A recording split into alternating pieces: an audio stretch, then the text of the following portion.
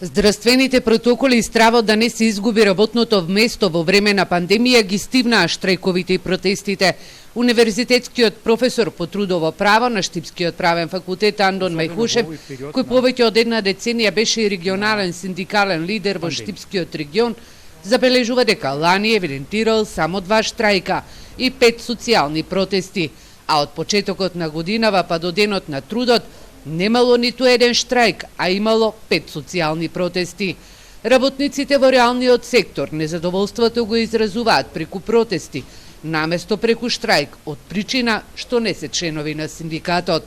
Во Законот за работни односи носител на правото на организирање на штрајк е синдикатот, додека работниците кои што се надвор од синдикатот и кои не ги поведува синдикатот, иако можеби сакаат да штрајкуваат, не може да го остварат во право токму поради тоа. И сметам дека оваа одредба во Законот за работни односи на некој начин го ограничува правото на работниците да штрајкуваат. Светски тренд е веќе над една деценија да се намалува членството во синдикатите. Последните истражувања на Мајхушев покажуваат дека македонските синдикати бележат драстичен пат на синдикалната густина. Само 23% од вработените членуваат во некој синдикат. Иако владините уредби беа јасни во време на пандемија, на терен се забележани низа на прекршување на правата на работниците.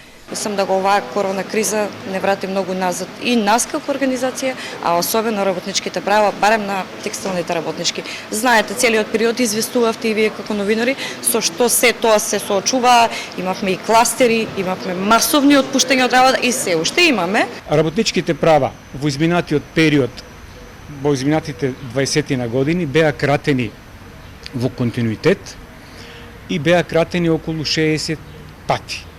60 пати се намалуваа работничките права. Во однос на кршењето на работничките права, овој процес е континуирано изразен.